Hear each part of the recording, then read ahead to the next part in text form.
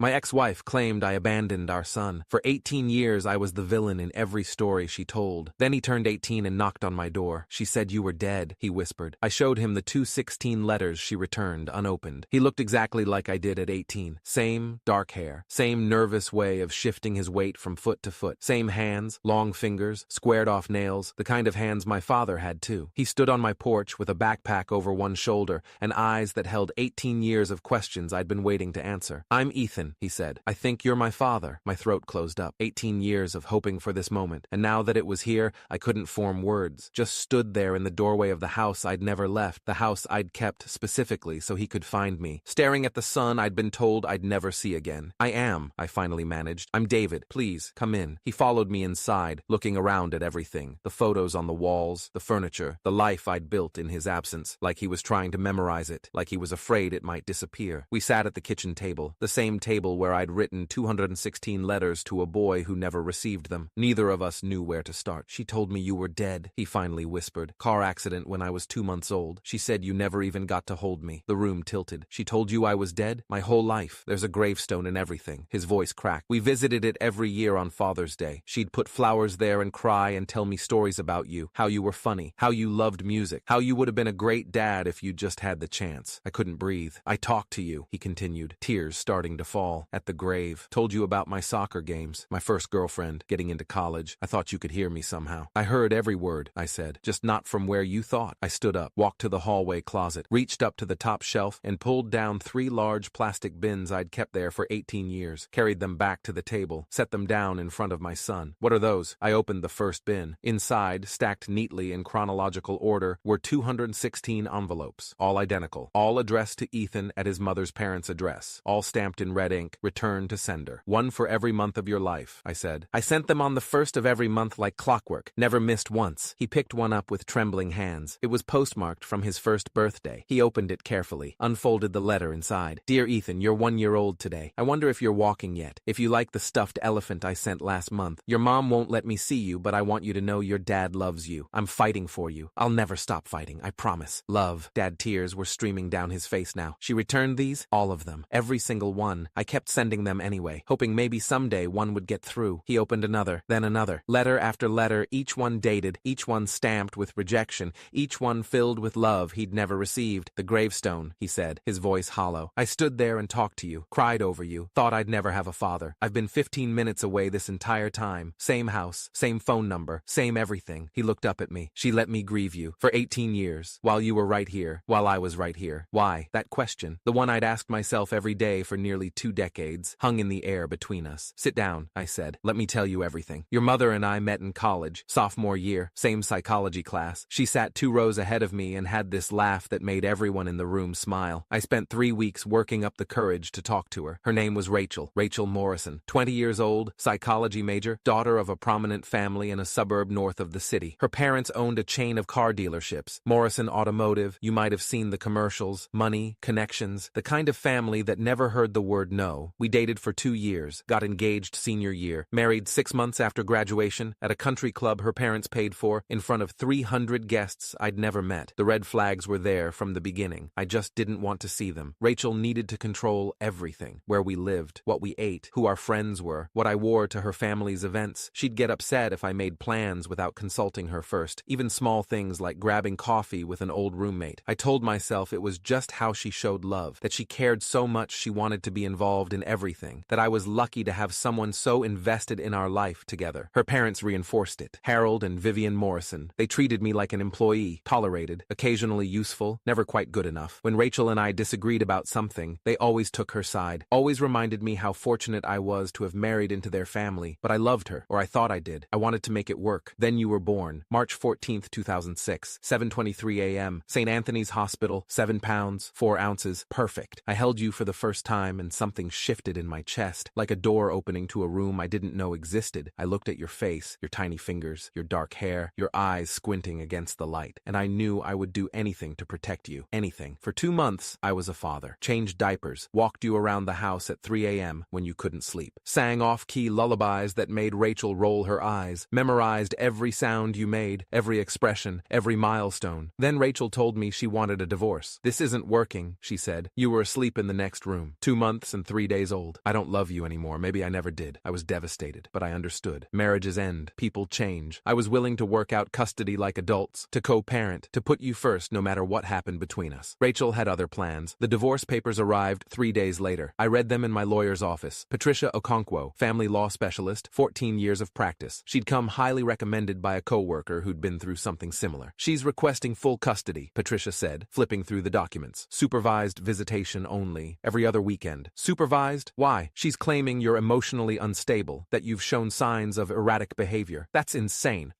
There's more. Patricia's face was grim. She's also claiming you were verbally abusive during the marriage, that she's afraid of you. I couldn't believe what I was hearing. I've never raised my voice at her, never threatened her, never done anything remotely. I believe you, David, but these allegations are serious. We'll need to build a defense. I spent the next 3 months gathering evidence, character witnesses, colleagues who could testify to my stability, records showing I'd been the primary caregiver during Rachel's postpartum depression, something she conveniently failed to mention in her filing. We went to court. Judge Robert Nakamura, family court, 17 years on the bench. He reviewed both sides, heard testimony, examined the evidence. His ruling: joint custody, shared parenting time, no supervised visitation required. There is no evidence to support Mrs. Morrison's claims of abuse or instability, he said. Both parents shall have equal rights to the child. I won. For exactly 6 weeks. Rachel didn't accept the ruling. She appealed. Her parents' money bought the best attorneys, Morrison and Associates, ironically, a firm with no relation to her family, but the perfect name to intimidate. They filed motion after motion, dragging out proceedings, making everything as expensive and exhausting as possible. While the appeal was pending, Rachel disappeared, just vanished, took you and left in the middle of the night. Forwarding address: none. New phone number: unknown. I woke up one morning, drove to her apartment for my scheduled custody time, and found it empty. I called the police. Detective Marcus Washington, Missing Persons Unit, 12 years on the force. He took my report, but his hands were tied. This is a civil matter, Mr. Hayes. The mother took her own child. There's no crime unless you have a custody order giving you exclusive rights. I have a custody order. Joint custody. She's not allowed to just... Joint custody means shared rights. She has as much right to take the child as you do. He paused. I'm sorry. I know this isn't what you want to hear, but until she violates a specific court order, there's nothing criminal here. I hired a private investigator, Richard Bello, former FBI, 20 years of tracking people who didn't want to be found. He found her 3 months later, living with her parents in a suburb 40 miles away. New last name. She'd gone back to Morrison. I filed an emergency motion, contempt of court, custodial interference. We went back before Judge Nakamura. Rachel's attorneys argued she'd moved for safety reasons, that she'd felt threatened, that the joint custody arrangement was putting her mental health at risk. The judge didn't buy it. Mrs. Morrison, he said, you violated a court order. You removed the child from the jurisdiction without notice or consent. I am ordering immediate compliance with the original custody arrangement, plus makeup time for Mr. Hayes. Rachel nodded, looked contrite, said all the right things. 3 weeks later, she disappeared again. This pattern repeated 7 times over 4 years, 7 different addresses, 7 different court filings. 7 times I tracked her down, went through the legal process, won,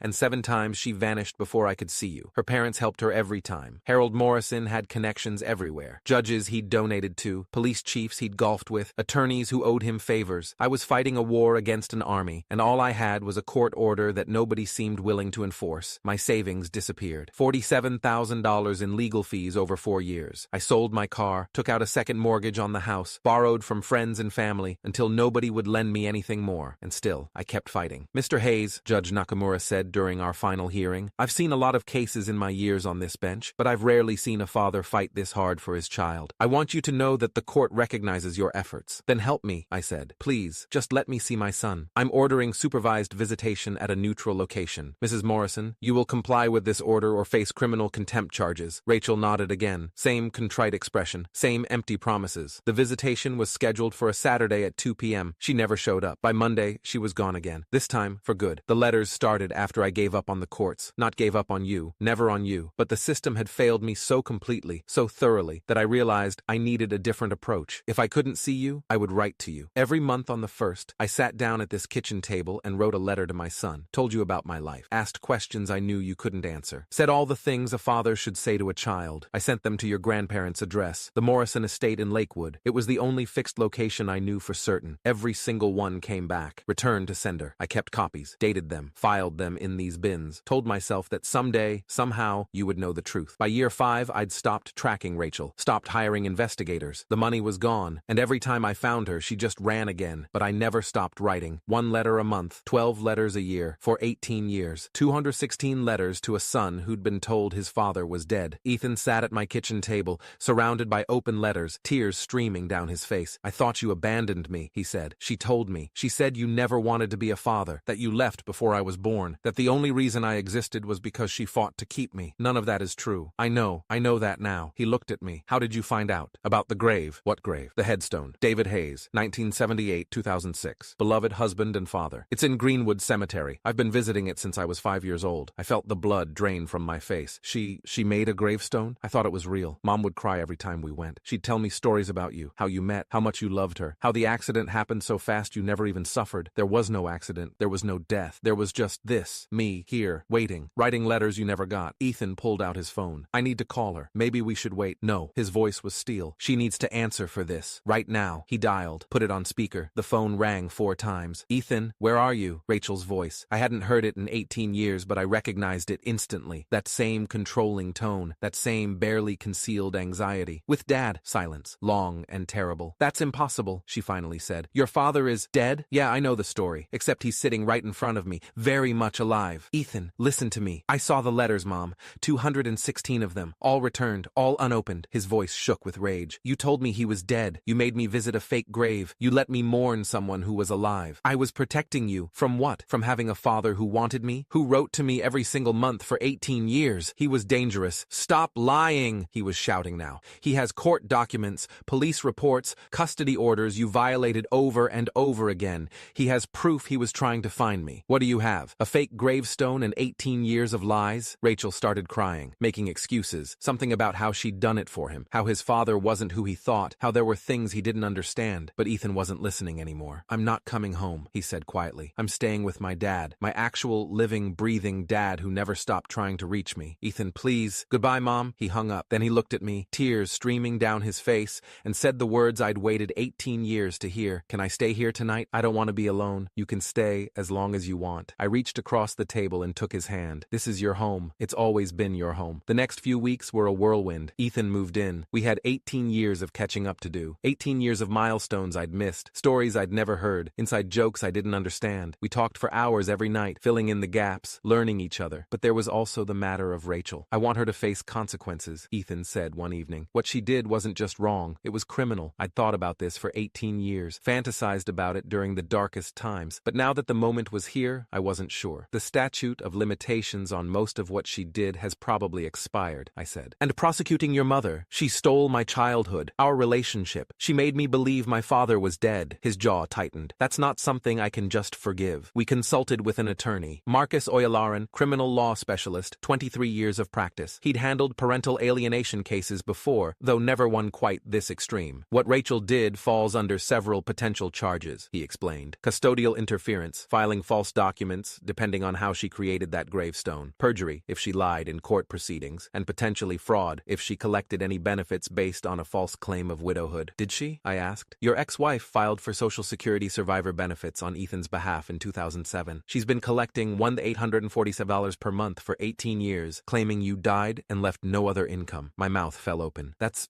over $400,000. $399,672 to be exact. That's federal fraud, no statute of limitations. Ethan looked at me. "She was getting paid for you being dead this whole time." "It appears so." "Then let's report it." The investigation took 4 months. The Social Security Administration doesn't mess around with fraud. When Oyalaran filed the complaint, they launched a full audit of Rachel's benefits history, subpoenaed bank records, interviewed witnesses. What they found was damning. Rachel had forged a death certificate, used a contact at a funeral home, a friend of her father's, to create fake documentation, filed the paperwork with Social Security, the State Vital Records Office, even the local cemetery. The gravestone was real. She'd paid $3,200 to have it made and installed, visited it regularly, posted pictures on social media showing her and Ethan honoring my memory, all while collecting monthly checks for my death. The federal prosecutor assigned to the case was Assistant U.S. Attorney Jennifer Okafor, 15 years of experience with fraud cases. She called me personally to discuss the evidence. "Mr. Hayes, I've seen a lot of fraud in my career, but this is uniquely cruel. She didn't just steal money from the government. She stole your son's entire relationship with you. She stole your identity. What happens now? We're charging her with Social Security fraud, wire fraud, and filing false federal documents. The state may add additional charges related to the fake death certificate and custodial interference. And her father, Harold Morrison, was involved in hiding her. We're investigating his role. If he knowingly participated in the fraud, he'll face charges too. Rachel was arrested on a Thursday morning. I watched the news coverage from my living room, Ethan sitting beside me. They showed her being led out of her parents' house in handcuffs, her mother crying on the lawn, her father shouting at the cameras about persecution and family matters. I should feel something, Ethan said quietly. Watching my mom get arrested, I should feel sad or angry or something. What do you feel? He thought about it. Relief, like I've been holding my breath for 18 years and I can finally exhale. I understood exactly what he meant. The trial was 3 months later. Rachel pleaded not guilty. Her attorneys argued that she'd been a victim of domestic abuse, the same lie she'd told during our divorce, and that everything she'd done was to protect Ethan. The prosecution systematically dismantled every claim. They presented the court records showing I'd never been found abusive, the judge's statements praising my efforts to maintain custody, the private investigators' reports documenting how Rachel had fled repeatedly to avoid court orders. They showed the letters, all 216 of them, each one stamped "Return to Sender" in Rachel's own handwriting. They played recordings of her Social Security applications where she'd claimed I died in a car accident and left no assets, and they called me to testify. Mr. Hayes, the prosecutor asked, can you describe the impact of Rachel Morrison's actions on your life? I looked at the jury. 12 strangers who would decide my ex-wife's fate. For 18 years, I said, I woke up every morning thinking about my son, wondering if he was okay, if he was happy, if he ever thought about me. I paused, collected myself. I missed his first words, his first steps, his first day of school, every birthday, every holiday, every milestone that makes childhood precious. She stole all of that from both of us. And the letters? Every month I sat down and wrote to him, told him I loved him, that I was thinking about him, that I'd never stop fighting to see him. My voice cracked. And every month she sent them back unopened. Let him believe I was dead. Let him grieve over an empty grave while I was alive and desperate to know him. No further questions. The defense tried to paint me as obsessive, unstable, a man who couldn't let go. But the evidence spoke for itself. Guilty on all counts. Rachel was sentenced to 7 years in federal prison. Her father, Harold Morrison, was charged as an accomplice. He pleaded guilty to avoid trial and received 3 years. The Social Security Administration demanded repayment of $399,672 plus interest and penalties. The Morrison family, once the pride of their community, was ruined. Their car dealerships went into receivership. Their reputation was destroyed. Their name became synonymous with cruelty and fraud. Justice. 18 years late, but justice nonetheless. It's been 2 years since Ethan knocked on my door. He's 20 now. Sophomore at State, studying business. He comes home on weekends when he can, calls me 3 times a week, sends me memes I don't understand but pretend to find funny. We're still learning each other, still filling in the gaps. There are moments when I look at him and see the baby I held for 2 months, then the toddler I missed, then the child I never knew, then the teenager who grieved me, then the man he's becoming. It's overwhelming sometimes, the joy and the grief all mixed together, but we're healing together. Rachel sent me a letter from prison last month, first contact in over 2 years. I almost threw it away unopened, give her a taste of her own medicine, but Ethan asked me to read it. David, I know you have no reason to believe anything I say, but I need you to know I'm sorry. I told myself for years that I was protecting Ethan, that you were dangerous, that he was better off without you, that everything I did was for his good. I was lying, to him, to you, to myself. The truth is, I was angry. Angry that you weren't who I wanted you to be. Angry that the divorce didn't go my way. Angry that you wouldn't just disappear. So I made you disappear, and I convinced myself it was justified. It wasn't. Nothing justifies what I did. I stole your son's childhood. I stole your chance to be a father. I stole 18 years that can never be replaced. I don't expect forgiveness. I don't deserve it. But I needed you to know that I finally understand the magnitude of what I did. I'm sorry for everything. Rachel, I read it twice. Then I handed it to Ethan. What do you think? I asked. He read it, set it down, thought for a long moment. I think she means it, he finally said. But I also think it took prison for her to get there, and that tells me something about who she really is. Are you going to respond? Maybe. Someday, when I'm ready. He looked at me. What about you? I thought about 18 years of silence, of letters returned, of a gravestone with my name on it. I thought about the father I'd wanted to be and the father I'd been forced to become. I thought about all the things I could say, the anger, the grief, the questions that would never have satisfying answers. No, I said finally. I said everything I needed to say. 216 times. She just never listened. Ethan nodded. Then that's her loss. It always was.